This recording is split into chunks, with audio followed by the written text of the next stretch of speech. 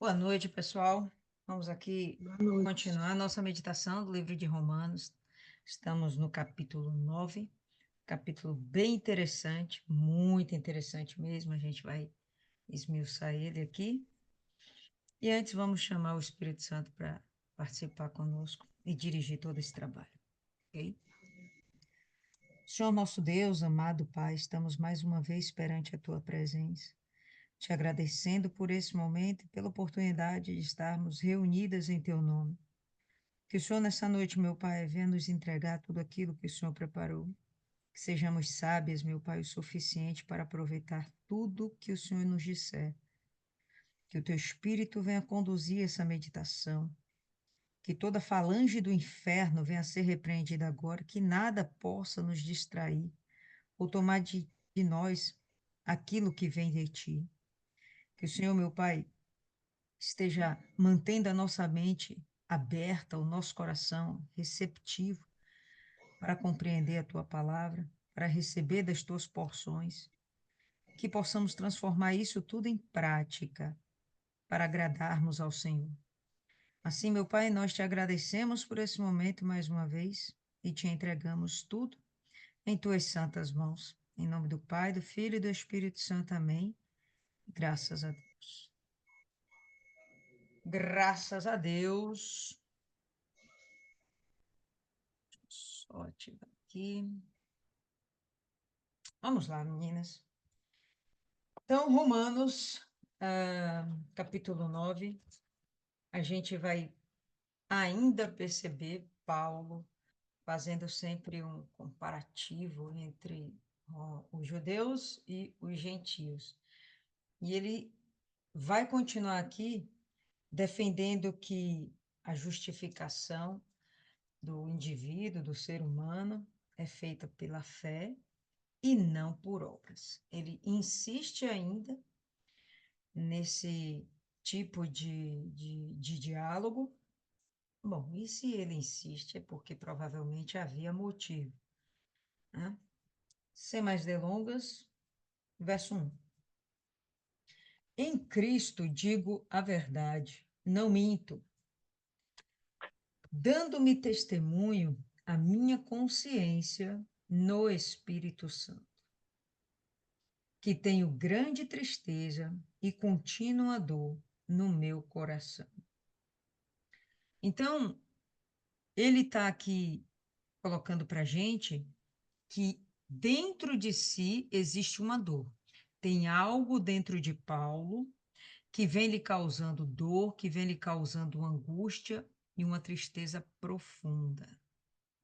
E ele fala isso insistindo na veracidade do assunto, usando inclusive o próprio Espírito Santo como testemunha de que o que ele está falando não é uma mentira, não é sentimento simplesmente, é de verdade algo que está dentro dele, é algo que lateja, que arde dentro dele, tá? Muito mais do que uma simples emoção.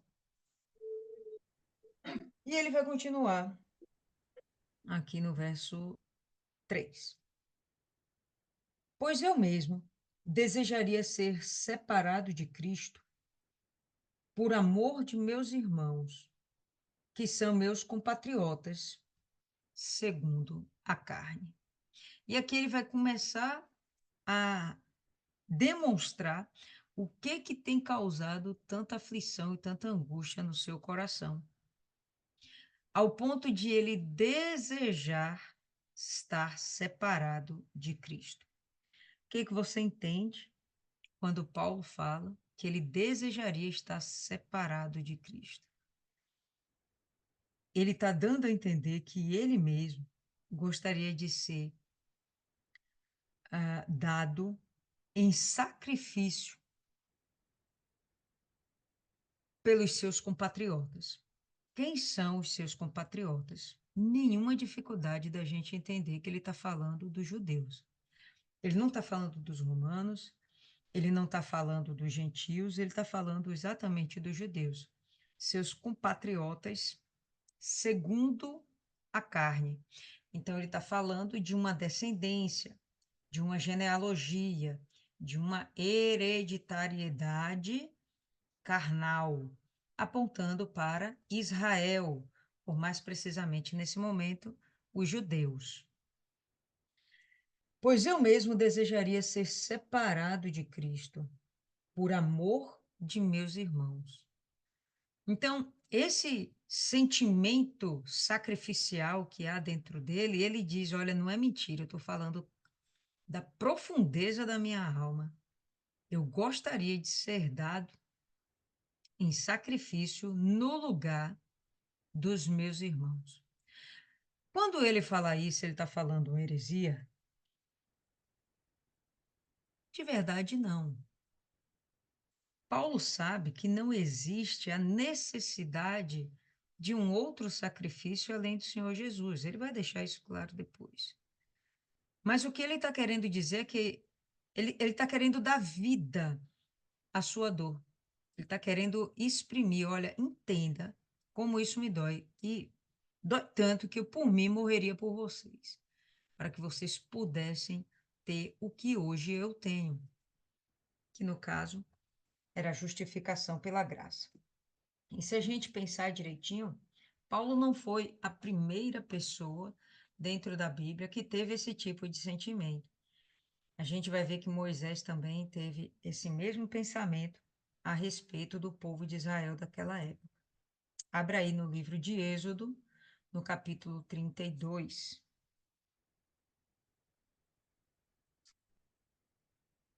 Êxodo, capítulo 32. Todo mundo já abriu?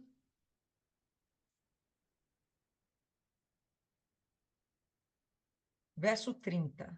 Olha só como é que está aqui escrito. No dia seguinte, disse Moisés ao povo: vós cometestes grande pecado.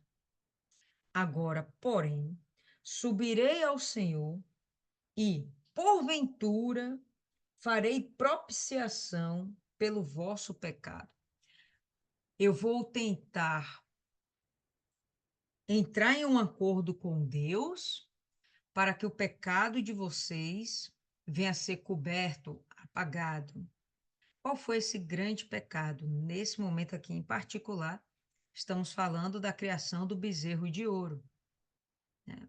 Então, é o mesmo momento em que Deus dá as leis a Moisés, aquele decálogo, né? As 10 leis.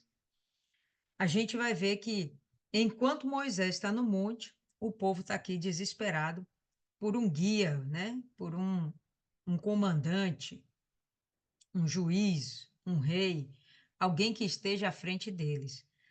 Era Moisés, mas Moisés fazia 40 dias que estava lá no monte, ninguém nem sabia se ele ainda estava vivo.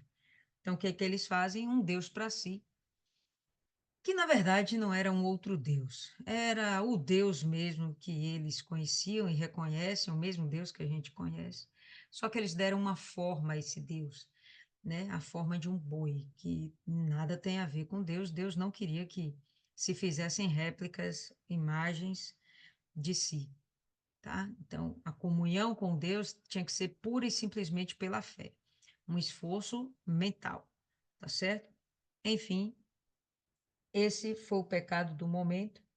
E aí, Moisés está falando com o povo: vocês pecaram, foi terrível, mas eu vou me aproximar de Deus, vou ver se dá para ser propiciação por vocês. O ato de propiciar é você justamente se colocar no lugar de alguém, no sentido de sofrer a punição no lugar do outro. E olha o que Moisés vai dizer. Verso 31.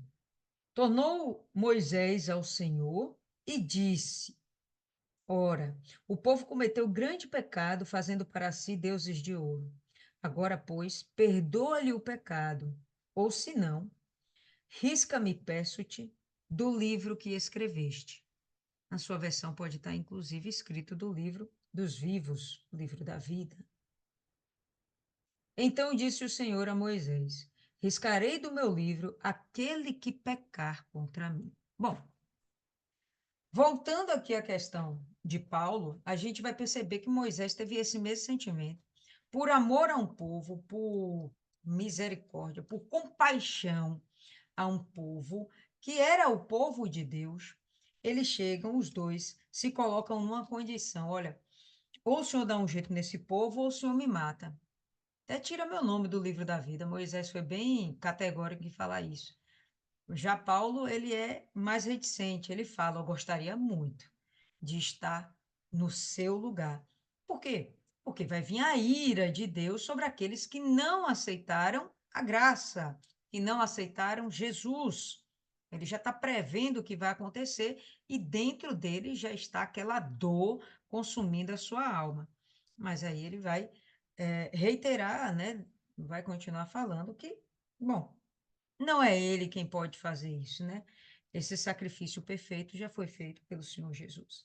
Então, volta para Romanos. Vamos continuar aí, capítulo 9, verso 4. São israelitas. Então, ele agora está dizendo, né? Quem são os meus irmãos compatriotas segundo a carne? São israelitas. Pertence-lhes a adoção de filhos, a glória, as alianças, a lei, o culto e as promessas. Então, quando a gente vai ver Deus deixando todo esse desenho de como cultuar a Deus, de como buscar a Deus, a lei para dar direção, né, as condições para que esse povo venha a ser separado, sua proteção, os patriarcas, enfim. Quando Deus prepara tudo isso, ele não faz para todos os povos, ele faz para Israel, né? Ele começa a sua linhagem lá de Adão e ele vai entender que a linhagem da promessa salvífica vai se dar através de Abraão. A gente vai ver isso mais à frente. Mas, enfim, existem as promessas que são feitas a respeito do povo eleito de Deus. Esse povo eleito é somente Israel? A essa altura do campeonato, nós já sabemos que não. Por quê? Porque nós mesmas já estamos incluídos nesse plano, nesse povo eleito. Mas, em princípio, sim, o povo eleito era Israel. Era o povo que Deus formou para usar de referência, de exemplo, para todos os outros povos. Era para a salvação chegar a todos os outros povos? Obviamente que sim. Quem seria o canal de bênção entre Deus e os demais povos? Era justamente Israel. Israel se perde no caminho, se envaidece por ter o Deus que tem e acaba guardando para si essa bênção, né? Você já viu algum judeu pregando, evangelizando alguém? Você não vai ver isso. Os judeus, eles se consideram uma linhagem pura através da sua carne. E eles mantêm essa historicidade, eles mantêm esses hábitos, esses costumes, eles mantêm a sua religião, judaísmo, em cima disso, em cima da carne, né, do nascimento, da genealogia. É judeu? Está com a gente. Não é judeu? Você tem então que entrar na lei, circuncidar, guardar o sábado e por aí vai. Você tem que se judaizar. Para você receber esse Deus, você tem que se judaizar. Até hoje, os judeus têm esse tipo de pensamento. Mas não era proposta de Deus quando ele criou um povo seu. A proposta era: sejam referência, mostre para essas outras nações, esses demais povos, para todo mundo, como é que eu quero que o meu povo se porte, que as pessoas que eu quero salvar, eu quero que elas se portem desse jeito. Hoje nós somos cristãs, e Deus exige também da gente um determinado proceder e comportamento. E todas nós temos dentro de si que a gente deve ter esse comportamento justamente para ensinar outras pessoas. A gente vai além dos judeus, porque a gente não quer ter só um comportamento. A gente, de fato, prega Jesus, a gente prega a fé, a gente, de fato, evangeliza, a gente fala sobre o evangelho de Cristo, né? Os judeus não, guardou Deus para si. A gente quer que Deus seja para todos. Essa diferença aí é gritante, tá? Mas aí Paulo vai continuar falando, né? Poxa, eu lamento muito porque aos israelitas pertence-lhes a adoção de filhos. Eles são os filhos de Deus. Tá errado? Não, tá certo. O primeiro povo eleito. Funcionou? Não funcionou, mas, bom, era para isso, né? Adoção de filhos, a glória. Essa glória aqui você pode entender de algumas formas. A glória de Deus, quando se manifestava no tabernáculo, quando se manifestava sobre a nuvem, a coluna de fogo, os milagres. Você pode entender aqui a glória de Israel, que foi dada através de Deus, os milagres, o crescimento de Israel, né? As vitórias de Israel, a formação desse povo, dessa nação, a conquista da, da terra de Canaã. Tá? Então, a gente pode entender glória dessas formas. As alianças, Deus fez várias alianças, né? Algumas alianças ele fez a aliança com Noé, fez aliança com Abraão, fez aliança, reforçou, renovou a sua aliança com Isaac, fez aliança com Israel, Jacó, que depois se é chamado Israel, fez aliança com Davi. Todas essas alianças foi feita com povos estranhos? Não, todas essas alianças dentro de Israel, né? A lei, as tábuas com os mandamentos, toda a descrição da lei no Antigo Testamento, isso foi dado aos judeus, não foi dado aos outros povos.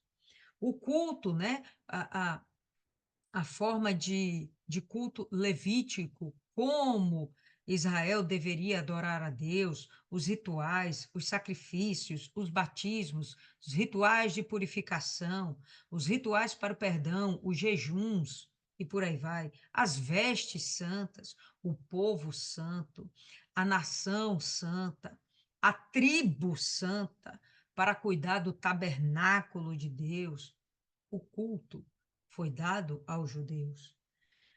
As promessas, bom, se tudo isso foi dado aos judeus, imagina as promessas, as profecias. Uma das profecias, uma das promessas, uma aliança que Deus fez com Davi. Ao seu trono nunca lhe faltará um herdeiro, né? E até hoje a gente entende que isso vai se consumar quando Jesus retornar e ele reinar no seu trono sobre toda a terra, governo do milênio, sendo que Jesus, ele é da raiz de Davi, é um descendente de Davi, por quê? Porque ele era da tribo de Davi, da tribo de Judá. Deles são os patriarcas, Abraão, aquele que eu falei, né? Noé, Abraão, Isaac, Jacó. Deles são os patriarcas. E deles descendem quem? Nada mais, nada menos que o próprio Cristo. De onde vem Jesus? Vem lá dos samaritanos? Vem do povo chinês? Ele vem do meio dos africanos? Vem da Sul-América? Não, Jesus descende dos judeus. Veio como bênção para nós gentios, mas ele é dos judeus. Jesus ainda fala: eu vim para os que eram meus, os que são meus, mas os meus me rejeitaram. Então, ele veio primeiro para os judeus, para cuidar, para tratar com os judeus.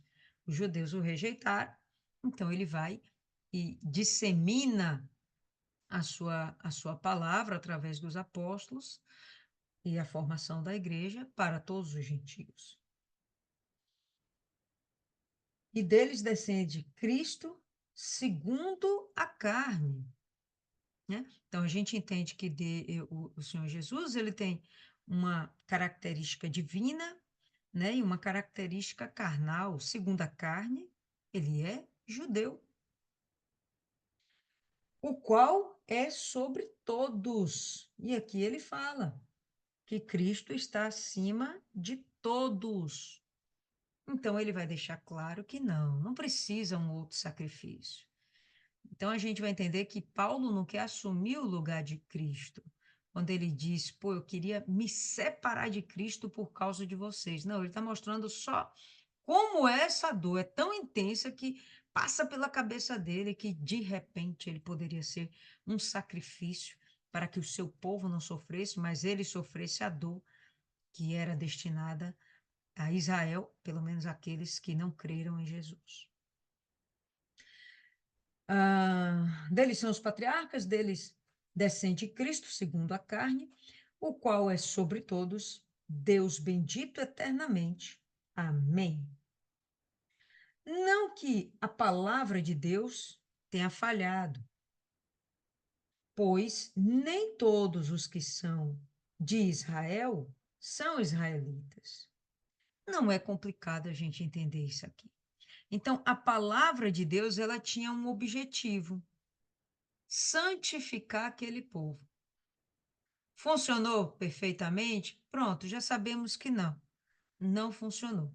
Foi necessário haver uma outra forma de remir o mundo, a humanidade, e inclusive Israel, dos seus pecados, que foi através do plano da salvação, através do Senhor Jesus, tá? Então, não funcionou a palavra. Significa que a palavra não tem poder, é inoperante, imperfeita? Não, de forma alguma. Significa que ela só funciona na vida daqueles que creem. Se a pessoa não crê, então aquela palavra não faz o menor sentido e na vida daquela pessoa ela não vai ser eficaz. Ainda hoje eu estava lá com minha assistente e minha assistente conversando com uma cliente minha. A cliente estava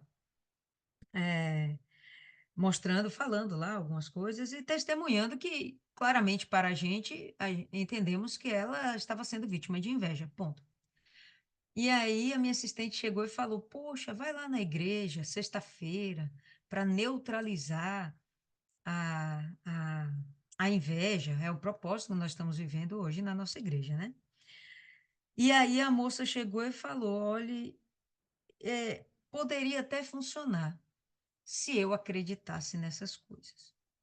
Então, se você crê, vai funcionar para você. Se você não crê, não faz nenhum sentido. Então, o que Paulo está querendo dizer é que a palavra de Deus, ela tem poder e é eficaz. Contudo, para quem crê. Então, nem todos que são israelitas, que são de Israel, melhor dizendo, são israelitas. Porque sim, de fato, teve aqueles que não creram e ponto final. Então, no meio de Israel, tem o Israel incrédulo. Fazer o quê? Jesus veio para eles e eles não o receberam. Aí a palavra se tornou ineficaz? Coisa nenhuma. Ele veio para a gente recebeu. Pronto. A palavra se tornou eficaz, viva e eficaz, operando em nós a salvação. Não tem a palavra de não é não que a palavra de Deus tenha falhado, pois nem todos os que são de Israel são israelitas. Não é por serem descendência de Abraão que são todos seus filhos. Então, ele vai defender isso aqui. Não é porque a gente tem uma linhagem de carne, uma descendência de sangue, que por isso somos filhos de Abraão. Isso aí nós já entendemos muito bem que filhos de Abraão são aqueles que vivem pela fé, não pelas obras. Paulo vai novamente bater nessa mesma tecla. Veja como ele entende que isso é importante. Desde o capítulo 1, Paulo vem falando sobre isso, da distinção entre os judeus e gentios. E ele batendo pesado na cabeça dos judeus, dizendo: não há diferença, não há distinção entre nós. Ele se coloca também como judeu, entre nós e os gentios. Não tem distinção. Para Deus, agora já foi, não tem mais distinção. Nunca teve. E agora menos ainda. Não é por serem descendentes de Abraão, descendência de Abraão, que são todos seus filhos. Pelo contrário, em Isaac será chamada tua descendência. Abraão teve outros filhos. Primogênito dele se chama Ismael, primogênito de Abraão. Mas era o filho da promessa? Não. Filho da promessa era Isaac. E depois de Isaac teve mais filhos, a gente sabe, ele se casa com Quetura e ele vai ter, se eu não me engano, mais 5 ou são 7 filhos, eu não tenho certeza. Mas Abraão não teve só Isaac, ele teve vários outros filhos. Mas olha o que Paulo está defendendo, que a linhagem da fé, os filhos de Abraão, são os que descendem da promessa, são aqueles que têm algo de divino envolvido na história. Então, ele vai continuar aí. Em Isaac será chamada tua descendência. Em Isaac, por conta da sua genealogia? Não, por conta da promessa. Na verdade, por conta do plano de Deus. Isto é, não são os filhos da carne que são filhos de Deus, mas os filhos da promessa são contados como descendência de Abraão. Então, Abraão teve outros filhos, os descendentes desses outros filhos não são tidos como filhos de Abraão, são filhos da carne. Mas os filhos de Abraão, que é essa epístola de Romanos vai defender, são aqueles que são descendentes por conta da fé. As gerações são chamadas filhas de Abraão por conta da fé. Abraão é considerado pai de gerações por conta da fé, não por conta da carne. Tranquilo? Se tiver alguma dúvida, vai colocando aí para a gente já eliminando a dúvida agora, tá? Porque vai ficando cada vez mais aprofundado o texto. Se você tiver dúvida agora, você se perde depois. Pois a palavra da promessa é esta: por este tempo virei e Sara terá um filho. Então, houve uma promessa. Quem estava envolvida nessa promessa? Sara, a esposa legítima de Abraão. Então, Deus vai chamar uma linhagem santa através de Abraão dentro daquilo que é santo, que seria a sua união com Sara. Aí vem o filho da promessa, que é justamente aquele que veio por conta da fé. Vamos lembrar por que esse sentido de por conta da fé? Abraão ouviu uma voz, essa voz disse para que Abraão saísse de onde ele estava, fosse para uma terra que Deus mostraria, e Deus disse que faria de Abraão uma grande nação. Se você entende uma grande nação como muita gente, povos, população, então Abraão entendeu da mesma forma e a gente vai compreender que Abraão creu que ele teria filhos. Abraão já tinha 75 anos, mas ele creu que ainda assim poderia gerar filhos. Por ele crer, junto com a bonita da Sara, era o casalzinho da época, ele foi considerado o pai da fé. Por isso, nós hoje somos filhos de Abraão. Pois a palavra da promessa é esta: por este tempo virei e Sara terá um filho. Não somente esta, mas também Rebeca, não somente Sara, mas também Rebeca, quando concebeu de um só, Isaque, nosso pai. Quando fala assim, concebeu de um só, parece que dá uma margem de entender, pô, ela poderia ter vários relacionamentos, vários homens, vários casamentos, mas não, não é isso, é um só, porque até então o filho da promessa era só um, era Isaque. Então, a promessa estava em Isaque. Quem se casou com Isaac? Rebeca. O que vai sair de Rebeca é continuação da promessa que está sobre Isaac, na semente de Isaac. A minha linhagem, né? Como é que ele fala aqui? Ah, em Isaac será chamada a tua descendência, no verso 7. em Isaque será chamada a tua descendência. Então, através de Isaque, continuará a descendência de Abraão, pai da fé. Ok? Rebeca casa-se com Isaque, notadamente ela é estéril. Os filhos que ela tem, também são filhos de promessa. O bonito lá orou 20 anos para que a sua mulher viesse a ter um filho. Quando teve porção dobrada, 2 filhos, né? Então, Isaac teve 2 filhos, sua esposa também era estéril, mas a promessa continua. No verso 11: contudo, não tendo eles ainda nascido, nem tendo feito bem ou mal, para que o propósito de Deus, segundo a eleição, ficasse firme, não por causa das obras, mas por aquele que chama, foi dito a ela: o maior servirá ao menor. Então vamos entender isso aqui. Quando a gente vê o texto dizendo que Deus escolheu quem seria o maior e o menor nessa história, sendo que o maior seria o menor, na verdade. Quem seria aquele que daria continuidade à promessa, à linhagem da promessa? Nós sabemos que era Jacó, que foi Jacó. Mas só que Jacó não era o primogênito, e, em princípio, o primogênito que deveria levar sobre si essa bênção de continuar a linhagem da promessa, a linhagem do pacto com Abraão, de pacto de Deus com Abraão. Mas não é o que acontece. E aí fica parecendo, se eles não haviam nascido, não tinham praticado nem bem nem mal, e Jacó foi escolhido, então foi uma intenção puramente de Deus. Só que a gente tinha falado alguns capítulos atrás que Deus não escolhe quem vai ser salvo ou quem não vai ser salvo.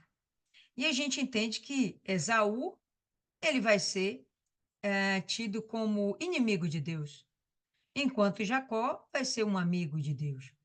E desde o ventre, Deus já tinha escolhido. Então, Deus é perverso o suficiente para condenar Esaú a uma condição de inimizade, e ele é bonzinho o suficiente para colocar Jacó numa condição de amizade, de bênção. Um vai ser amaldiçoado, o outro vai ser abençoado. Parece até que o texto quer falar sobre isso, mas não é. Muito pelo contrário. O que o texto está querendo dizer, o que Paulo está querendo falar, é que existe uma alegoria no nascimento desses dois, dos gêmeos, através do filho da promessa, que é Isaac. Uma alegoria. Essa alegoria aponta para o quê, pessoal? O primeiro foi Esaú, o maior, que a promessa disse que vai servir ao menor. O primeiro não foi considerado, mas o segundo, esse foi realmente exaltado. Por quê? Porque Deus quis escolher simplesmente. Não haviam nem obras para que pudesse dizer, pô, esse daqui é bom, porque tem práticas boas de obra, esse daqui é mau, ele tem más obras. Não. Deus está apontando para uma alegoria. Que alegoria é essa? Os judeus, os primeiros, e nós, os últimos, os gentios. Esaú, ele configura os judeus rebeldes que não aceitaram a Cristo. Jacó configura os gentios, aquele que não merecia a primogenitura, que não merecia a bênção que recebeu, mas como lutou por essa bênção, ele creu nessa bênção, e a gente sabe que Jacó lutou pela bênção da primogenitura, ele sabia que existia algo de divino, de maravilhoso dentro dessa bênção, ele valorizava essa comunhão com Deus.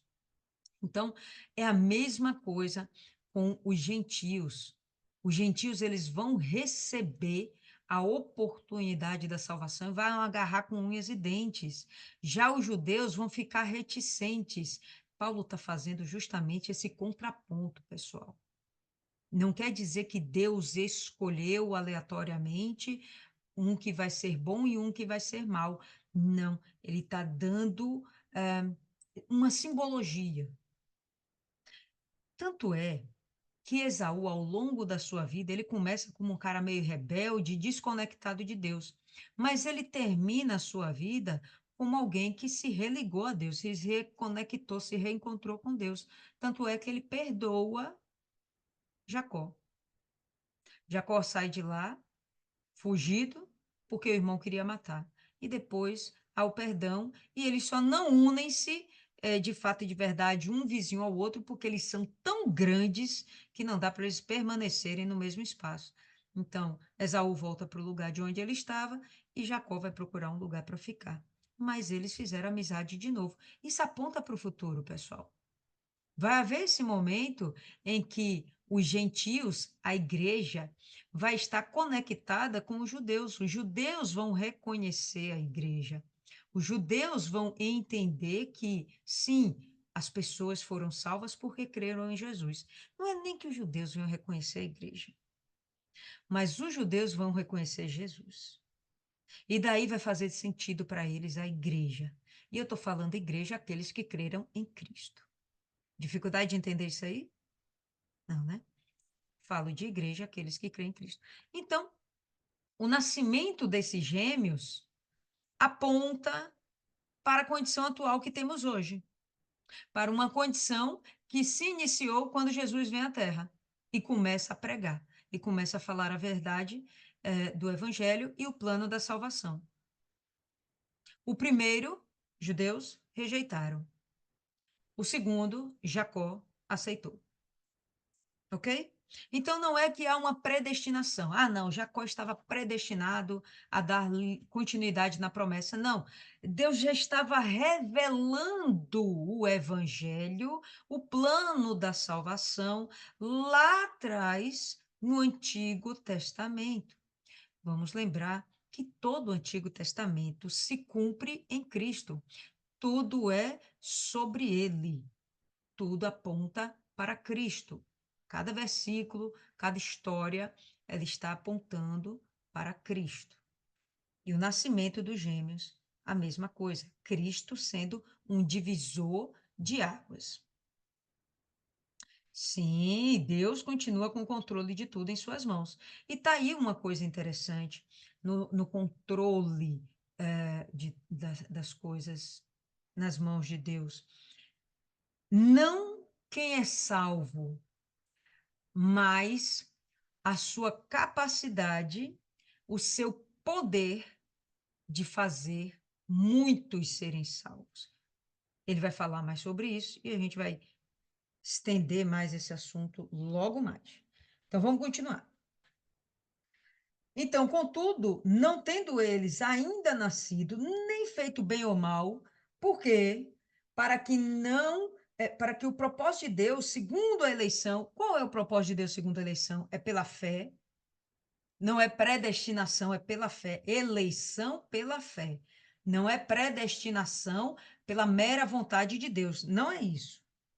Então, para que o propósito de Deus, segundo a eleição, ficasse firme, para que o propósito de Deus, segundo a eleição, não fosse descredibilizado, descartado, anulado, não por causa das obras, mas por aquele que chama, não porque eles praticaram obras boas ou ruins, mas porque Deus chamou, Deus convocou, olha, a proposta da salvação.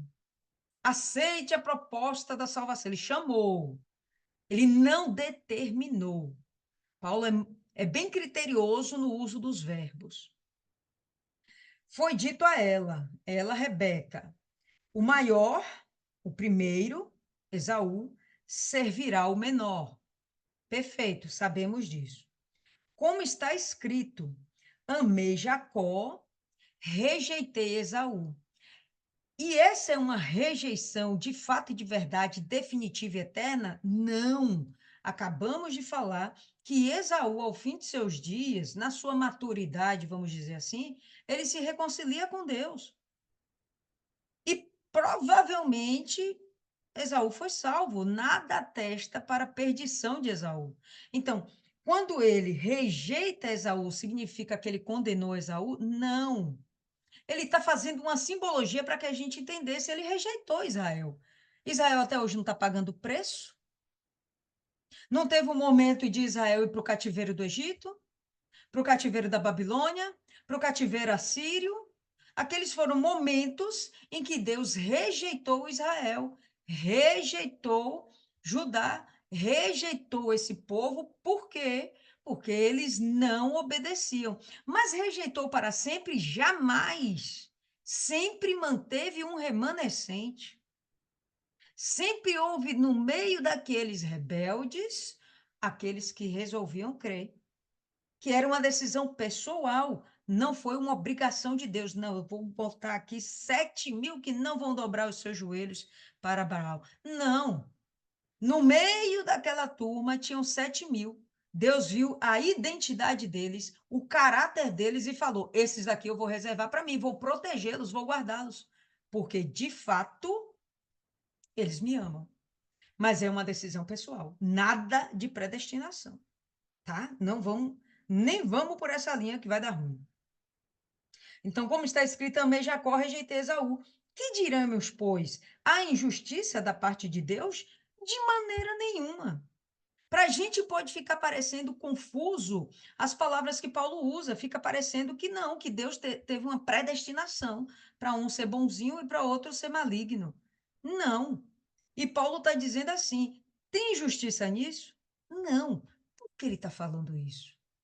Porque o seu interlocutor, o judeu atribulado que queria judaizar todo mundo. Vamos voltar para a época de Romanos, para a época de Paulo escrevendo para Romanos. Existiam judeus que creram em Jesus, mas queriam judaizar todo mundo. Não, vamos ficar com Jesus e vamos ficar com a lei. Vamos confiar em Jesus, mas vamos continuar os rituais da lei, o sacerdócio levítico. Não, isso tudo foi anulado, foi cancelado. Então, Paulo está dizendo que não é mais por obras, as obras da lei, as obras das práticas, dos rituais. Não, não é por isso aí que você vai ser salvo. E Deus está abrindo a oportunidade para que todas as nações sejam salvas. E os judeus lá trancados, na retranca. Não, esse Deus não é para os outros. Porque como é que a gente pratica a lei, a gente obedece, se lasca todo para ficar aqui se martirizando e seguir à risca essa lei.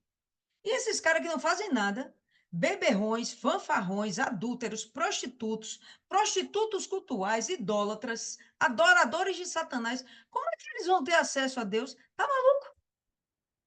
Então, esse era o pensamento dos judeus. E Paulo está rebatendo, não, Deus tem misericórdia de quem ele quer ter misericórdia. O que foi que Deus respondeu a Moisés? Deus disse a Moisés: eu vou riscar todo mundo, todos esses transgressores do livro da vida? Não foi isso que ele falou.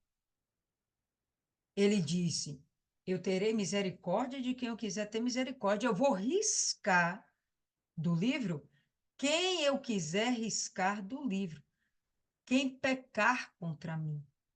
Não é nem quem eu quiser, é aquele que pecar.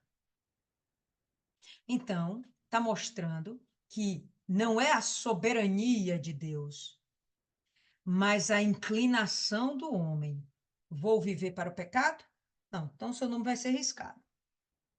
Aí Moisés fala: não, risca meu nome. Você não, Moisés. Pô, você está fazendo a coisa certa, eu não vou riscar seu nome. Agora, quem pecar, Moisés, eu vou riscar. E isso você não tem o que contender comigo. Porque quem decide isso sou eu. Quem criou fui eu. Então, meu padrão de adoração tem que ser simplesmente executado. Eu quero que eles me amem, quero que eles me adorem por livre, espontânea vontade. Não vai ser por imposição. Não é porque você quer. Eles não vão me adorar porque você quer. Eles vão me adorar porque eles vão desejar me conhecer. eles vão querer ter intimidade comigo. Tá dando para entender? Então ele bota Moisés no lugar dele, não é pela força, nem pela violência, nem eu ajo assim, Moisés. Agora aquele que pecar, aquele que se inclinar a pecado, eu vou riscar. Vai sair do livro da vida, tá? Então aqui Paulo vai continuar. Volta para Paulo, versículo 14, capítulo 9. Que diremos, pois? Há injustiça da parte de Deus de oferecer salvação para os gentios, de oferecer salvação para o segundo filho? Porque nós somos feitos filhos por meio da fé, não por causa da carne. O primeiro filho foi por causa da carne. Esaú vivia na carne. Foi destinado? Não. Mas Deus tem presciência das coisas. Foi Deus que determinou? Não, não foi. Foi só uma alegoria para mostrar como é que funcionaria isso no tempo futuro, no tempo de Paulo, no nosso tempo agora. De maneira nenhuma. Deus não fez injustiça nenhuma. Pois ele diz a Moisés: terei compaixão de quem eu quiser, terei misericórdia de quem eu tiver misericórdia. E se eu quero ter misericórdia dos gentios, dos povos pagãos, eu vou ter. E vocês, judeus, não vão me impedir. Vocês estão se achando porque vocês receberam a lei, o culto, os patriarcas, as promessas. Vocês estão se achando. Só que vocês não fizeram o bom uso devido de tudo que vocês receberam. Mas esse outro povo aqui está fazendo. Eu ofereci Jesus em sacrifício e eles estão doidinhos aqui aceitando. Vocês até hoje resistem. Então eu vou ter misericórdia de quem eu quiser. E eu quero ter misericórdia desse povo. Ponto final. Vocês não mandam em mim. A criação é minha. Conseguindo entender? Verso 16. Assim, pois, não depende do desejo ou do esforço humano, mas de Deus, que se compadece, que tem misericórdia. Então, não dependia do desejo de Moisés, assim como não depende do desejo de Paulo. Paulo começa dizendo: tem uma tristeza dentro de mim, eu queria me separar de Cristo só por vocês. Eu queria ser morto, só para não estar no, só para que vocês não sofram esse peso. Mesma coisa, Moisés. Risca meu nome no livro da vida se o senhor não for salvar essa galera. Não, não é do jeito que vocês querem. Não é assim. Eles têm que ter o mérito da prática da fé. Não é o mérito das obras, mas esses caras têm que ter fé.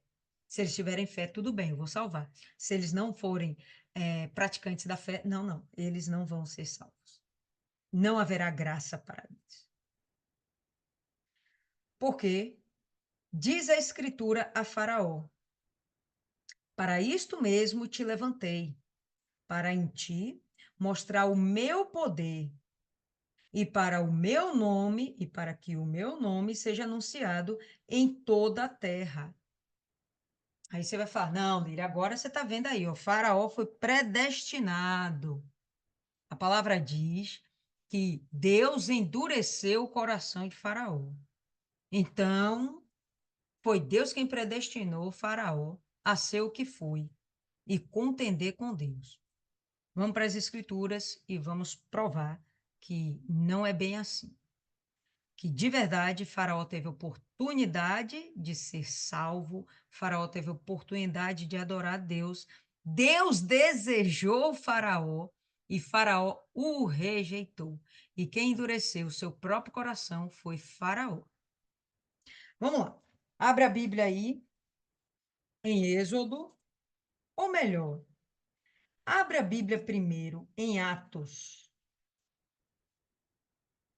Atos no capítulo 15. Vamos começar com Atos.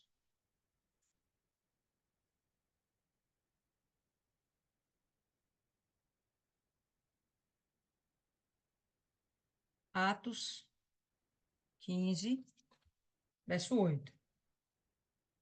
Está escrito assim: Deus, que conhece os corações, Deus que conhece os corações, aceitou-os, dando-lhes o Espírito Santo, assim como também a nós. Isso aqui é o discurso de Pedro, onde Pedro está dizendo que gentios receberam o Espírito Santo, assim como os discípulos judeus também receberam o Espírito Santo. Por quê? Porque Deus conhece os corações. Deus tem ciência e presciência dos seres humanos, da sua criação. Presciência. Ele determinou? Ele escolheu? Não. Ele teve entendimento, compreensão de quem o servia e quem não o servia. E nesse momento aqui, os gentios adoraram a Deus de todo o coração. Então, que eu quero que fique gravado na cabecinha da gente, Deus tem ciência e presciência a respeito de tudo. Agora vai aí para Êxodo, no capítulo 3.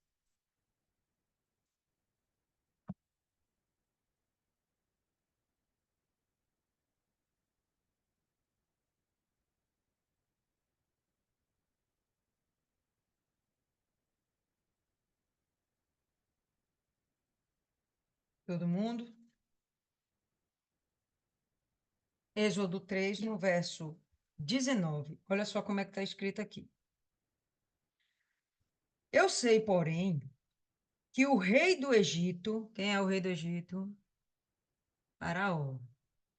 Eu sei, porém, que o rei do Egito não vos deixará ir, a não ser por uma mão forte.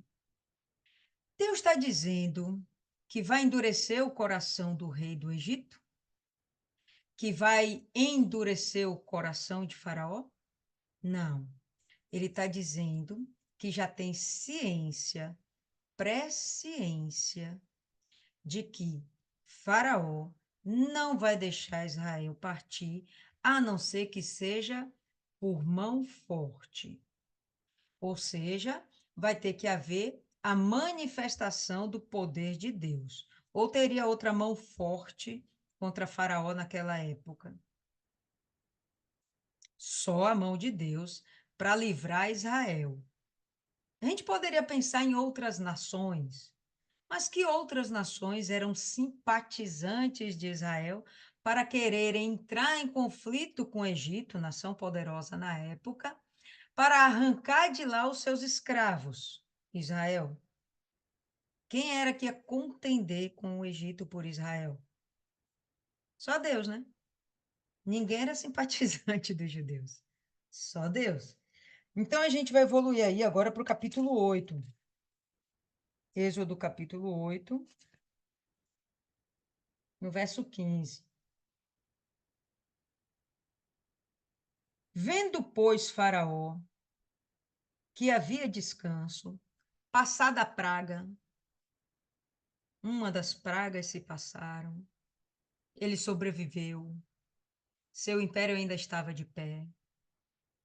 Vendo, pois, Faraó que havia descanso, endureceu o seu coração e não os ouviu como o Senhor tinha dito. Faraó endureceu o seu coração, como o Senhor tinha dito lá atrás, capítulo 3, verso 19, que a gente já leu. Vê a presciência e não o determinismo de que Faraó nasceu para ser endurecido? Vamos lá, a gente já vai entender o que está escrito lá em Romanos. Então, Êxodo capítulo 9 agora, no verso 16. Capítulo 9, verso 16. Para isto, porém, te mantive. É assim que está aí na sua versão? Te mantive para te mostrar o meu poder e para que o meu nome seja anunciado em toda a terra. Para fazer mais sentido, vamos voltar um verso aí. Isso aqui é Faraó falando com Moisés, para Moisés falar, ou melhor, Faraó. Deus falando com Moisés, para Moisés falar para Faraó. No verso 15, fica melhor. Pois eu já poderia ter estendido a minha mão para te ferir, a ti e o teu povo com pestilência, e terias sido destruído da terra. Deus, no controle de todas as coisas, está declarando que tem poder para destruir Faraó. Destruiu? Não. Aí a gente avança. Para isto, porém, te mantive. Eu estou tendo paciência com você. Por quê? Para te mostrar o meu poder e para que o meu nome seja anunciado em toda a terra. Para te mostrar o meu poder, para mostrar o meu poder a toda a terra. Estou usando a sua dureza de coração. Eu estou te provocando com as pragas para te quebrantar. Estou te dando oportunidades e evolutivamente, gradativamente, eu estou apertando você. Comecei com uma praguinha, depois outra praga, cresci com uma praga maior. E a gente sabe que termina com a morte do primogênito, derrota total do cara, né? E, enfim, eu estou crescendo na minha linha de correção, exortação, alerta para você, Faraó. Estou mostrando meu poder para você. Mas eu estou ainda te mantendo. Para que que Deus vai manter Faraó lá? Se ele acabou de dizer que ele podia estender a mão e destruir Faraó, destruir o Egito e libertar Israel, para que que ele está mantendo? Não é por misericórdia, não? O que que você acha? Vamos lá. Ainda te levantas contra o meu povo para não os deixar ir? E aí ele agora vai lançar outra praga. Então, perceba que quem está endurecendo e resistindo a Deus, Isis lembra bem, né? O demônio da resistência. Quem está resistindo a Deus é Faraó. Não é Deus que está endurecendo o coração dele, tá? Quando a palavra fala Deus lhe endureceu o coração, é uma força de expressão no sentido, ele provocou o Faraó e Faraó endureceu o coração mais uma vez. Por quê? Porque Deus tinha presciência de quem era Faraó, do que o coração dele estava imbuído. Quando Faraó assume o poder, quando ele assume o poder, o pai dele, o pai dele já tinha determinado o assassinato das crianças pequenininhas. O pai dele já tinha deliberado que Israel tinha que ser dominado, contido e continuado escravo dentro do Egito à força. E os filhos de Israel, para que Israel não crescesse, se multiplicasse, deveriam ser mortos. Quem determinou isso não foi esse faraó aqui, foi o pai dele. Então, a mente desse faraó aqui já está cauterizada, formatada. Eu tenho que manter Israel cativo. Eu tenho que manter Israel cativo. Eu tenho. Deus já sabia da condição do rapaz. Ele ia lutar para manter o seu império de pé. Por quê? Porque ele não cria em Deus. Tudo que ele tinha para ele crer era porcaria do império dele, né? Então vamos lá. Aí a gente vai pular agora, pessoal. Deixa Êxodo aberto, mas dá uma abertura, uma abridinha lá em Eclesiastes. Deixa Êxodo aí marcado, porque a gente vai voltar em Êxodo, mas abra aí agora em Eclesiastes.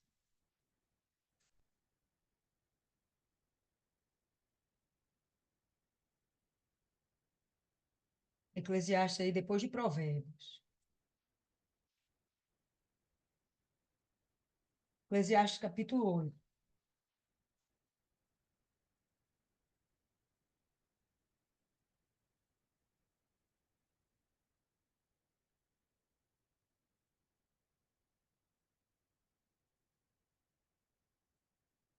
Eita, a guerra aí, hein, dona Meire? O livro não aparece. Procura Provérbios, Salmos, depois de Salmos, Provérbios, depois de Provérbios, Eclesiastes. Antes de Isaías. Qual o capítulo? É capítulo 8, antes de Cantares, que é antes de Isaías.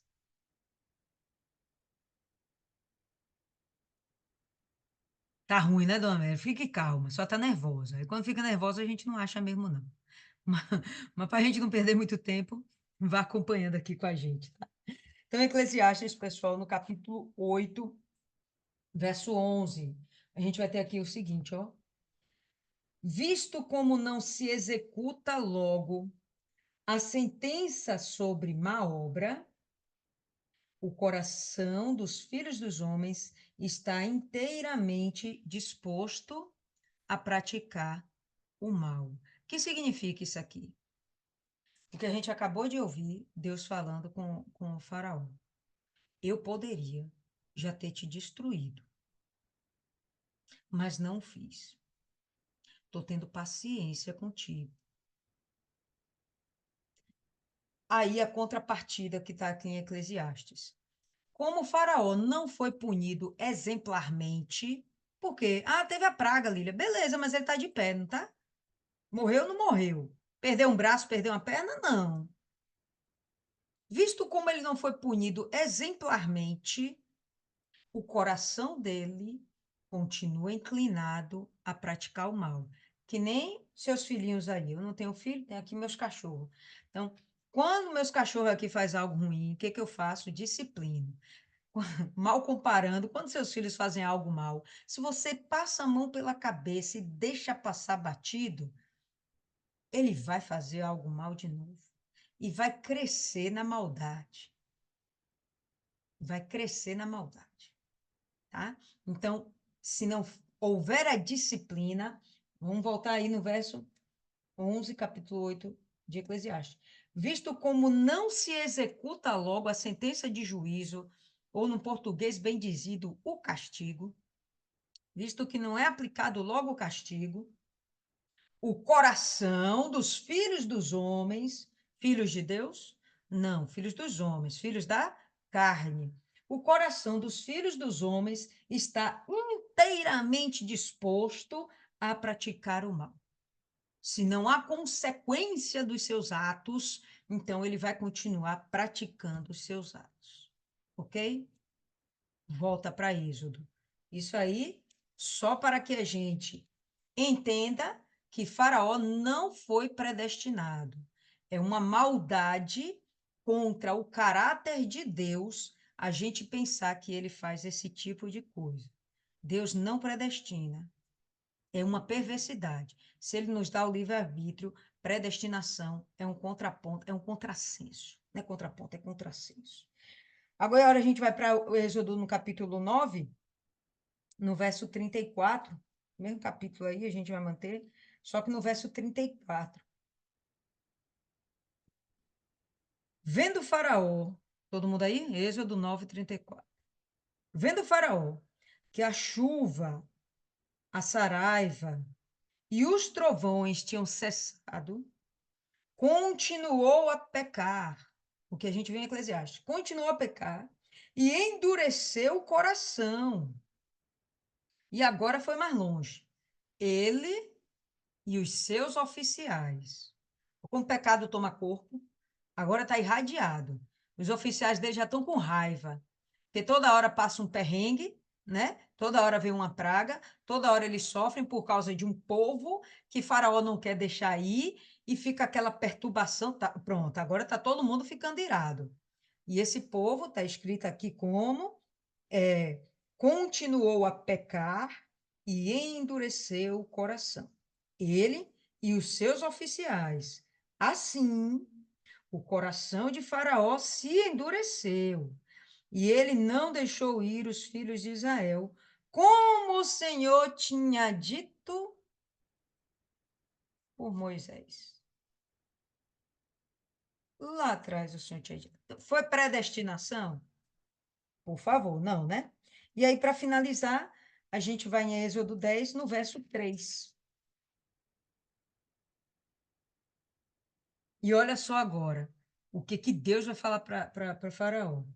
Foram Moisés e Arão a Faraó e lhe disseram: Assim diz o Senhor, o Deus dos hebreus, até quando recusarás humilhar-te diante de mim? Deixa aí o meu povo para que me sirva. Até quando você vai insistir em se humilhar diante de mim? Até quando você vai manter seu coração endurecido?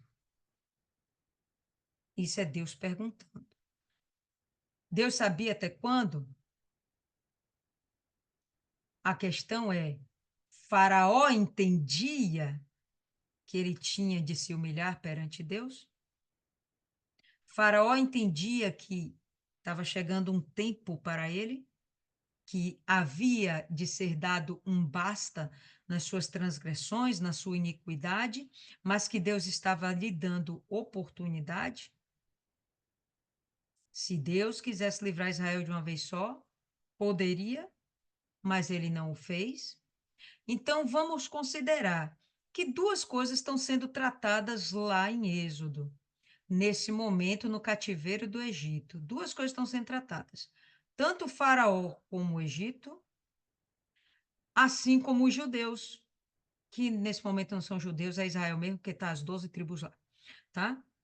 Assim como Israel. Tanto um como o outro estão sendo tratados. O Egito está vendo o poder de Deus, Israel está vendo o poder de Deus. Israel está 430 anos lá preso, cativo, sem ver poder de Deus, né? Já esqueceram até quem é Deus. Mas Deus está se revelando para os dois. E Deus está aproveitando o coração duro de Faraó. Porque enquanto o coração dele está endurecido, mas Deus está tendo misericórdia, porque Deus quer ganhar todos. Enquanto o coração dele está endurecido, Deus vai tendo também a oportunidade de trabalhar a mente escravizada dos judeus, de Israel. Porque interessava a Deus fazer um povo livre, mas esse povo tinha a mente de escravo. Enquanto eles estão vendo quem é o Deus que eles estão servindo, né, Faraó também está sendo tratado. Predestinação? Nenhuma, né? Então vamos lá. Agora a gente pode voltar aí para Romanos.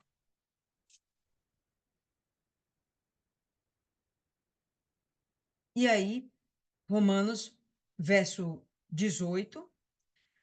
Vamos voltar ao 17 só para a gente refrescar a memória, porque diz a Escritura a Faraó: para isto mesmo te levantei, só que lá em Êxodo fala: te mantive, te suportei, te aturei, para te mostrar o meu poder e para que o meu nome seja anunciado em toda a terra. Logo, ele tem misericórdia de quem ele quer e endurece a quem ele quer, mas não é que Deus endureceu, Deus aproveitou a oportunidade.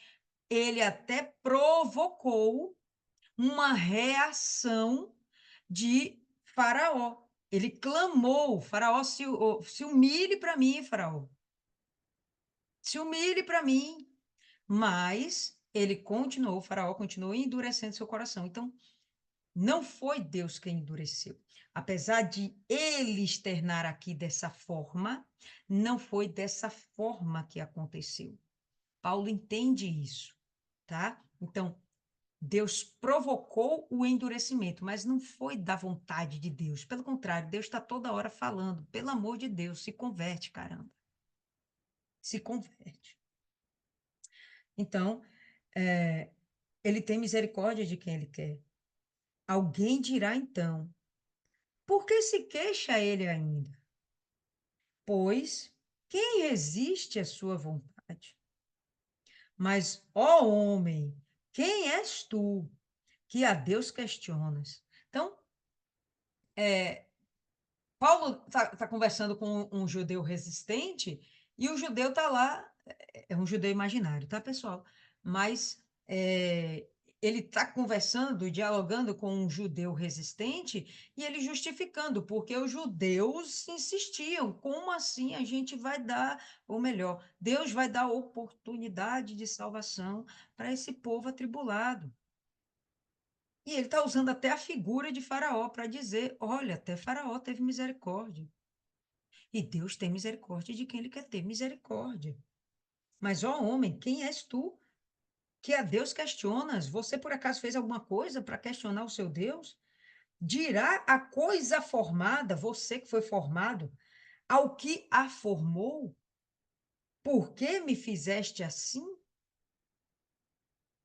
Ou não tem o oleiro poder sobre o barro para que da mesma massa, fazer um vaso para a honra e outro para a desonra? Ah, Lília, aqui, ó, predestinação de novo. Tem uns que Deus projetou para a honra e tem outros que Deus projetou para a desonra. Não, Paulo não está dizendo isso. Paulo está dizendo que Deus fez toda a massa.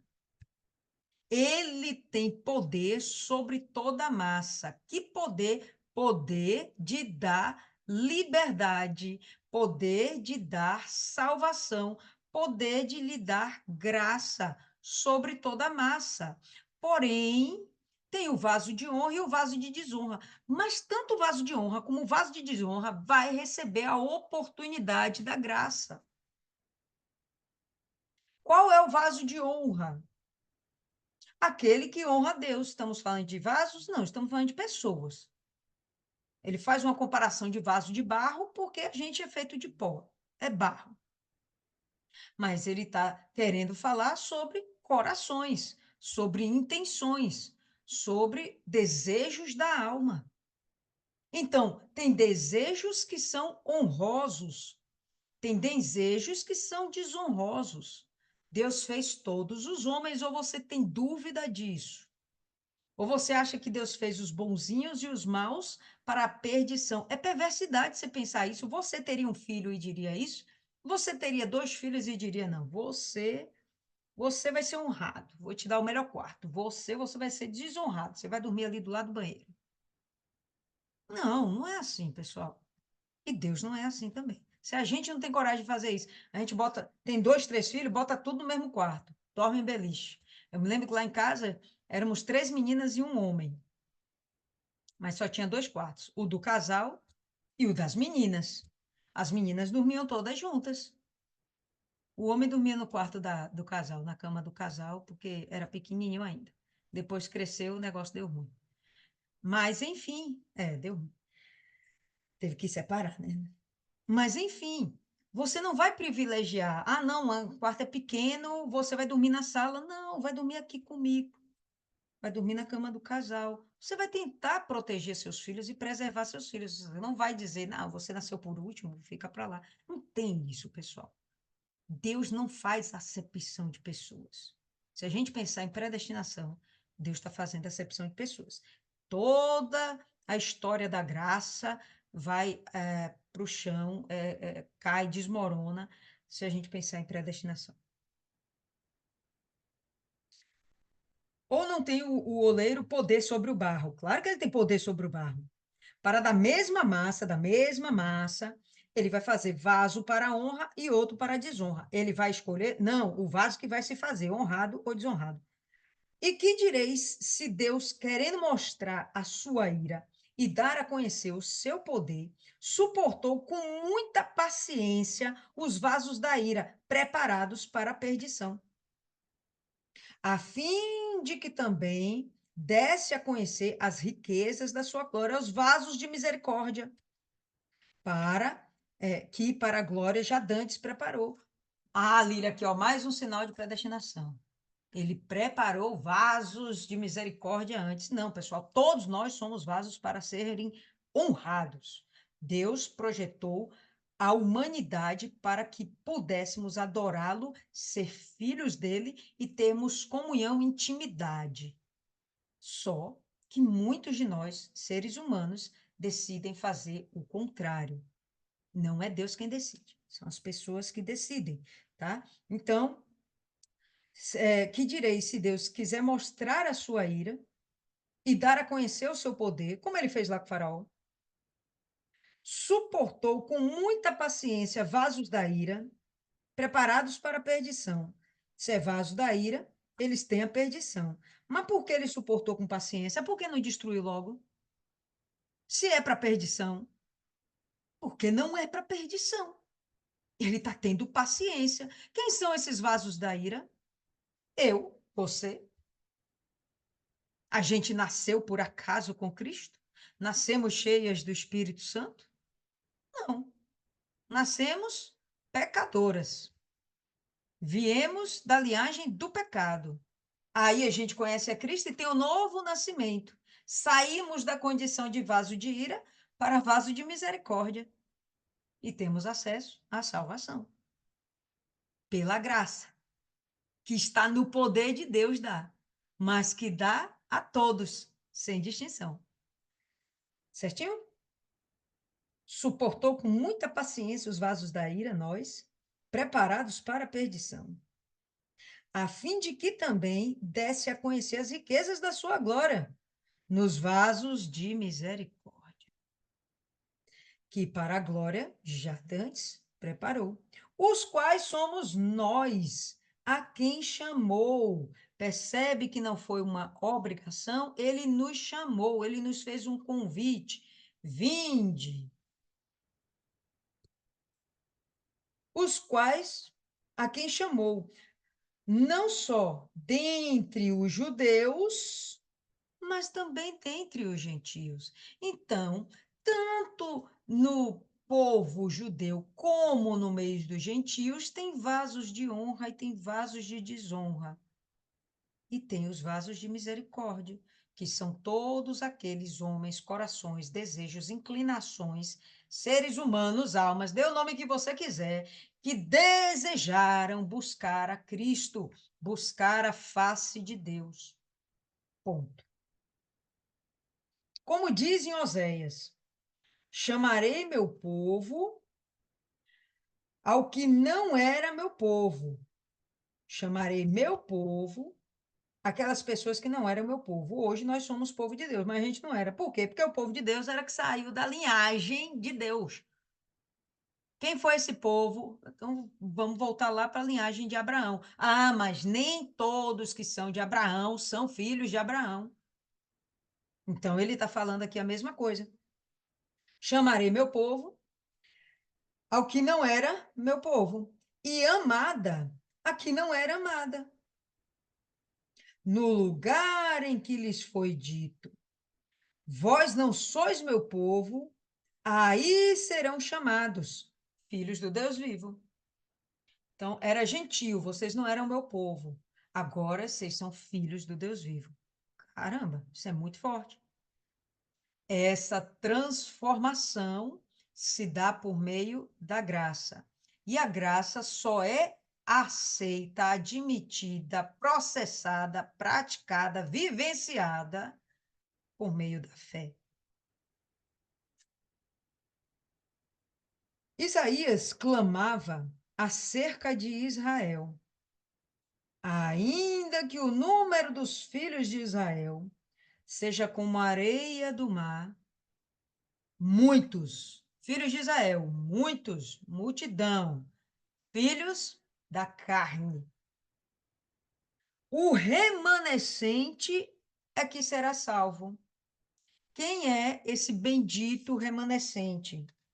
Aí você vai abrir aí no capítulo 11, de Romanos mesmo. Vira aí uma folhinha e vai lá no verso 5.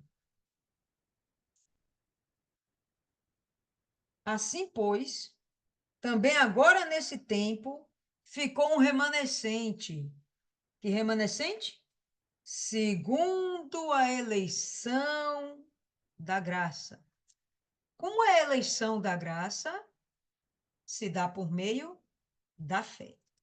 Perfeito? A eleição da graça se dá por meio da fé. E aí a gente vai continuar. Volta para capítulo 9, verso 28. Pois o Senhor executará sua palavra sobre a terra, completando-a e abreviando-a. Como antes disse Isaías: se o Senhor dos exércitos não nos deixar a descendência, teríamos sido feitos como Sodoma e seríamos semelhante a Gomorra. Sodoma e Gomorra aconteceu o quê? eliminados. Não tem mais descendente de Sodoma, não tem mais descendente de Gomorra. Acabou. E ele está falando aqui, se Deus não tivesse preservado o seu remanescente, repetindo, o remanescente foi feito por Deus? Não, o remanescente se fez e Deus preservou. Nós somos remanescentes. A palavra diz que todos os dias somos entregues à morte. Tu morreu hoje? Por que você não morreu? Porque não houve ciladas de Satanás? Não, você não morreu hoje porque Deus te guardou. Deus te protegeu, te preservou. Por quê? Porque ele tem um propósito contigo até um determinado tempo. Quando acabar esse tempo, Deus te carrega. Ponto. Mas até lá, você é o remanescente de Deus. Por quê? Porque ele te fez escolhida? Não, porque você se fez escolhida. Tá? Vamos voltar para o texto. Que diremos, pois? Que os gentios que não buscavam a justiça a alcançaram? Sim, mas a justiça que vem da fé. Não a justiça por obras. A justiça que vem da fé. Israel, porém, que buscava a lei da justiça, não chegou a alcançá-la, não alcançou a justiça. Por quê? Não a buscavam pela fé. Ah, mas eram predestinados. Não a buscavam pela fé. Não tem predestinação. Não a buscavam pela fé, mas como que pelas obras. Tropeçaram na pedra de tropeço. Não tem como você conquistar o reino de Deus por obras. Mas através da sua fé você vai ter obras. Mas o que vem primeiro, as obras ou a fé? A fé. As obras na secura é para você se envaidecer. Nossa, eu devolvi o dízimo. Eu subi o monte, fiz a fogueira santa. Não, é pela fé. Eu reconheço Jesus, ele morreu por mim. Eu tenho a misericórdia do Pai. Eu confio que, mesmo eu não merecendo, eu vou ser salva. É diferente. Então, os judeus até hoje buscam justiça pela lei. Nós somos justiçados pela fé. Como está escrito, vede, eu ponho em Sião, lembrando que Sião é um termo para se referir a Israel, para se referir a Jerusalém. Nesse momento aqui, especificamente, a gente está falando realmente de Jerusalém, né? Porque Jesus vai fazer boa parte da obra dele em Jerusalém. Afinal das contas, ele vai ser morto, vai sair dali de Jerusalém essa história. Tá? Mas veja que eu ponho em Sião, que era a capital, vamos dizer assim, de Israel, o centro religioso de Israel, centro político também, tá? Eu ponho em Sião uma pedra de tropeço e uma rocha de escândalo.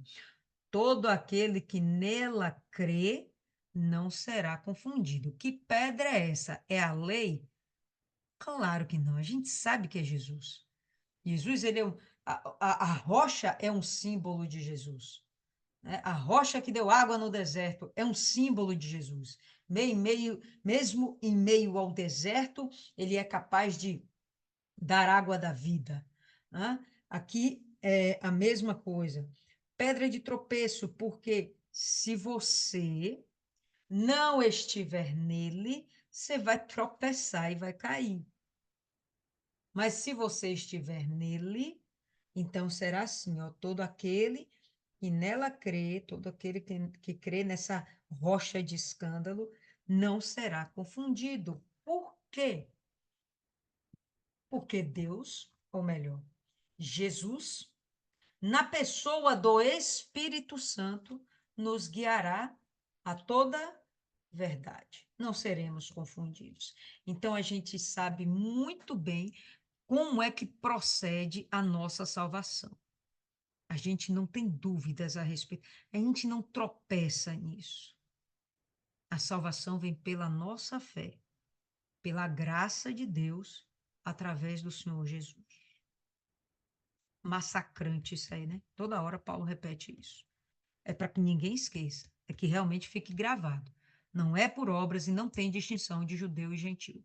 Somos todos a mesma massa e a gente vai se permitir ser vaso de honra ou vaso de desonra. Quem definir vai chegar a vaso de misericórdia. Enfim, pessoal, é isso aí. O horário está um pouquinho extrapolado, mas dá para ouvir aqui pelo menos uma, duas pessoas, duas pessoas. Deixa eu ver aqui. Dona Ana, tá acordada ainda aí, dona Ana? Fala aí o que ficou para a senhora hoje.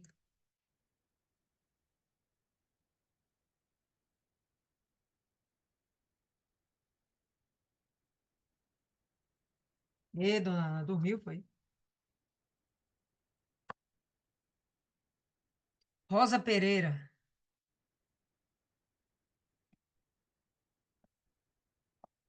Fala aí, Rosa. Abre o áudio e fala aí com a gente hoje.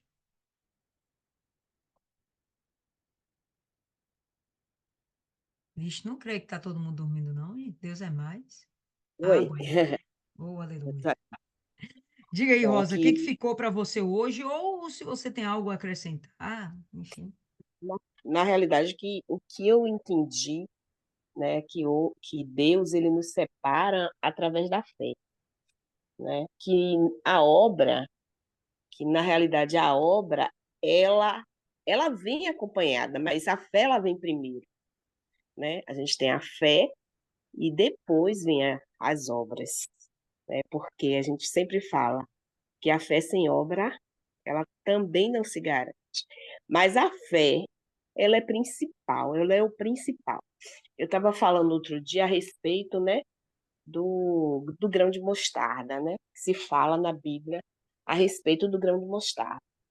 E aí, as pessoas, quando leem, né, esse versículo, elas entendem que se ela tiver um pouquinho de fé, né, já está bom demais, ela já consegue alcançar a Deus. Mas, na realidade, a história não é bem essa. O grão de mostarda, ele é pequenino, mas ele é resistente, ele não se destrói facilmente, e ele, quando ele é plantado, ele é frondoso, a árvore é imensa. Então, na realidade, não é a fé, o tamanho da fé, e sim a qualidade da fé. E aí, nesse capítulo que eu entendi, é que Deus nos separa através da fé. E que nós é que determinamos eh, essa aproximação de Deus, essa aliança que a gente faz com Deus, é determinada pela fé, não pela escolha. Ah, eu escolho esse, como a senhora falou, você está predestinado a isso.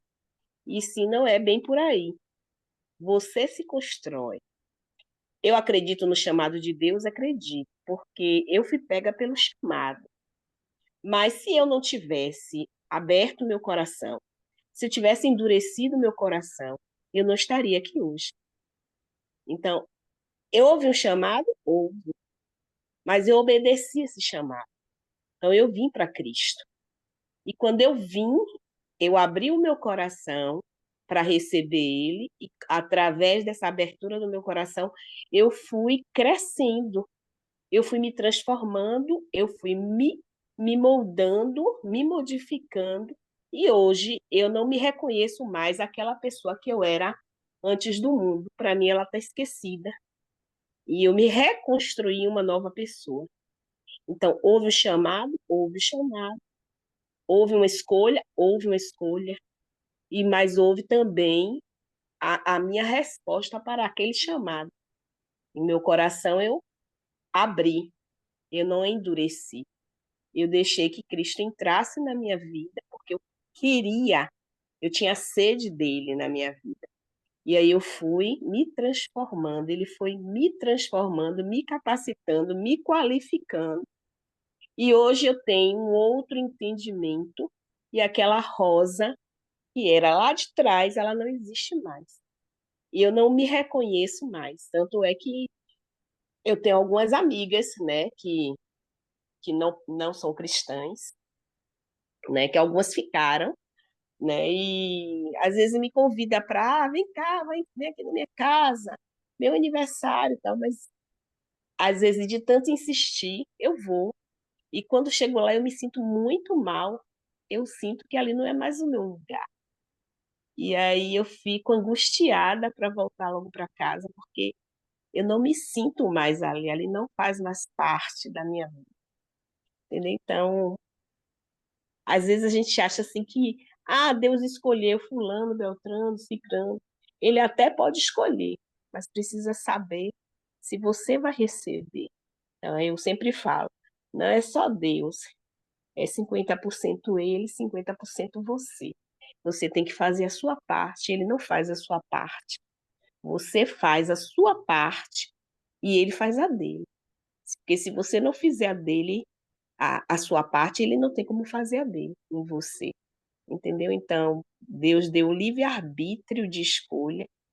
Então, eu gosto muito de escrever, né? Então, eu sempre escrevo nas minhas redes sociais e por esses dias eu falei sobre o deserto. O deserto ele é um tesouro e as pessoas veem com os olhos físicos e outras vezes veem com os olhos maus. Por quê? Ou os olhos físicos e outras vezes com os olhos espirituais. Quando você vê com os olhos físicos, você acha que aquele deserto é ruim, é uma coisa mal para você.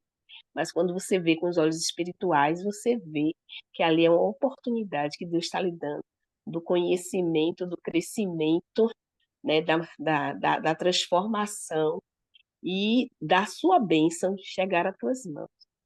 Então, eu, eu pego e faço um link com tudo isso que foi falado aí, a respeito de que você precisa fazer a sua parte, que Deus ele chama, ele te reconhece, ele te escolhe, você tem um chamado. Eu sinto esse chamado, mas se eu endurecer meu coração, eu não vou conseguir chegar lá.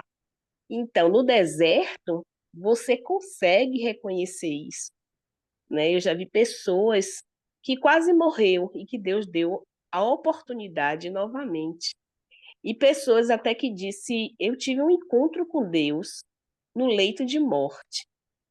E aí Deus deu a oportunidade àquela pessoa e a pessoa fez que nem Faraó, endureceu o coração e voltou a fazer tudo novamente. E aí veio um ciclo maior, uma coisa maior, um sofrimento maior, e a pessoa continua ali com o coração duro. Entendeu? Então, por isso que a gente tem que, quando a gente recebe esse chamado de Deus, a gente tem que se doar, deixar ele entrar, que é para poder a gente ver a transformação que ele faz. E ele faz algo muito maravilhoso, algo muito lindo, assim, inexplicável. Que quando vem esses sofrimentos, essas aflições, você está em paz, porque você tem ele. E você sabe, eu tenho ele, então essas aflições não veio para eu cair, e sim para me abençoar. É mais ou menos isso que eu entendi. Boa, bacana. Abra aí, pessoal, no livro de 2 Timóteo, e a gente já vai encerrar, prometo a vocês. 2 Timóteo, no capítulo 2.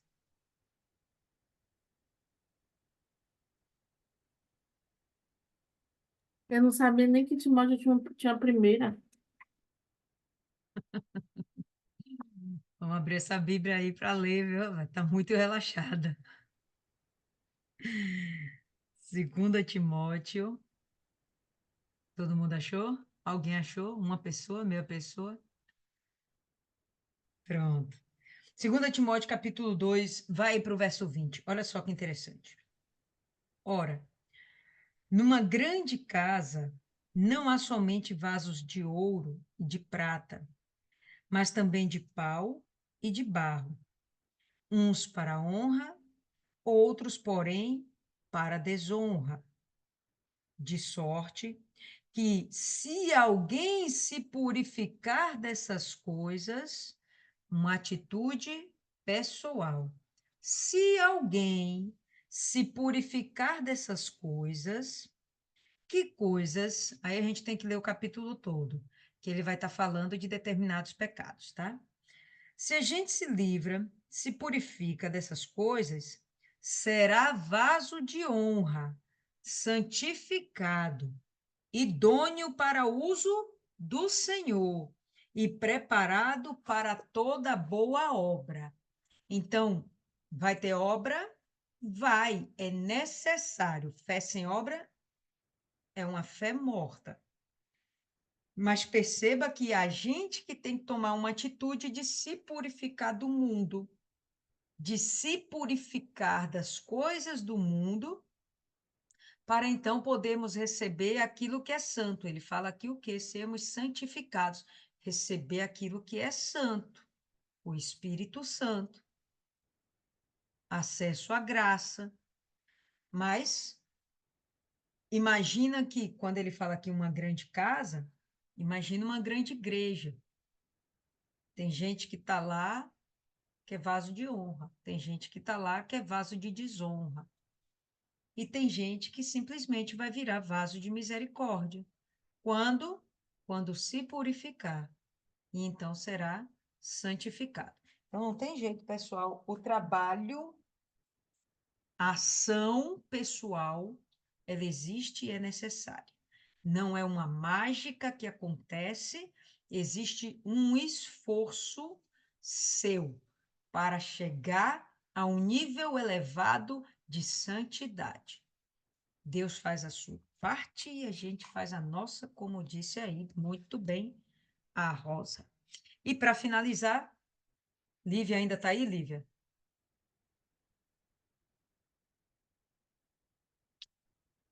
Esse pessoal dorme. Tô aqui sim. Ah, bom. Eu Glória a tava Deus. na tela aberta Hum, e aí não tava conseguindo achar o microfone.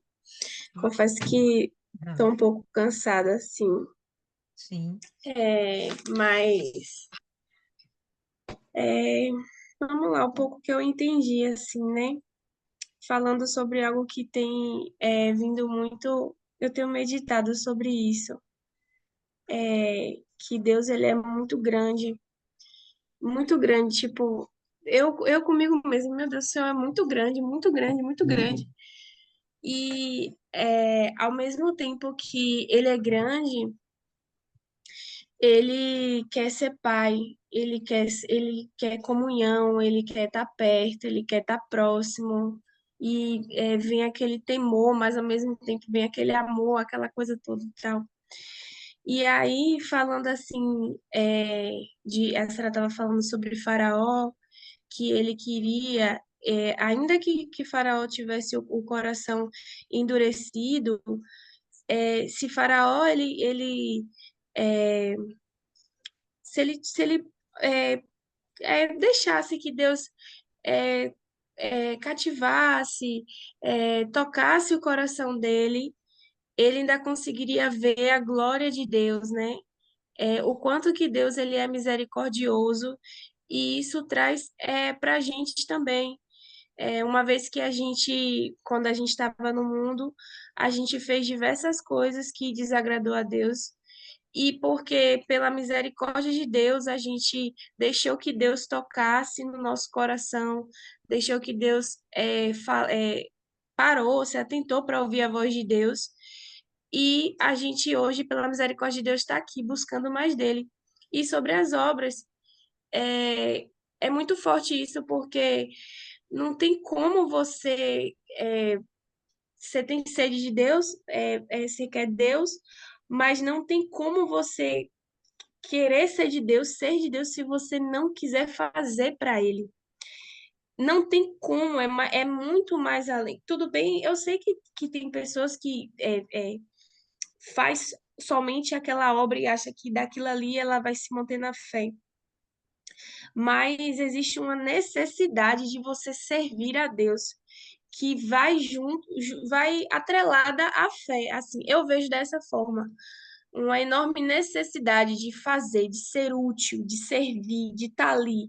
Meu Deus, no que eu posso ser útil, onde eu posso ajudar, como eu vou acrescentar hoje para as coisas do Senhor. Então, eu acho que é muito isso. Você tem que ser útil, é uma necessidade mesmo. Então, é isso. Confesso que dei umas cochiladinhas, né? Mas estamos aqui. Aproveite aí que você acordou e faça a oração final. Senhor nosso Deus e nosso Pai, aqui, meu Deus, diante da tua presença, meu Pai, porque tu és misericordioso, porque se não fosse a tua misericórdia, meu Pai, nós não teríamos, meu Deus, capacidade, meu Deus, de estar diante do Senhor. Meu Pai, agradecemos, meu Deus, porque o Senhor, com tamanha misericórdia, sendo redundante com o Senhor, nos permite ouvir a tua voz, meu Pai, nos permite que a gente esteja juntas, meditando na tua palavra e buscando mais do Senhor, meu Pai. Sou grata a ti, meu Deus, e peço que o Senhor venha nos abençoar, que o Senhor venha nos edificar e nos dá coragem, meu Deus, para obedecer a tua palavra. Porque sabemos, meu Deus, que a teoria ela é muito fácil, mas a prática, meu Deus, é aí que precisamos de força, Pai, para te obedecer e para de fato e de verdade ser. Eu peço que o Senhor abençoe cada uma de nós, meu Pai, e nos dê força, Pai. Abençoa, meu Deus, o dia de amanhã, que é a quarta-feira. Pai, que o Senhor venha nos edificar, que o Senhor venha preparar. Eu creio, meu Deus, que a palavra de amanhã já está pronta. Então, que os nossos ouvidos, o nosso coração esteja aberto, meu Deus, para receber, meu Deus, aquilo que vai nos alimentar, Pai. Eu entrego, meu Deus, essa noite nas tuas santas mãos, essa meditação, meu Pai. E já te agradeço na certeza, Senhor, que o Senhor nos ouve. Amém. Graças a Deus. Amém, povo lindo. Então, por hoje é só. E a gente se reencontra quinta-feira, tá bom? Da próxima vez, faz igual Fabiane. Você dorme antes e na hora bota o relógio para despertar. E quando acordar, pronto, já está ligada, não vai dormir mais durante. Deus abençoe todas vocês.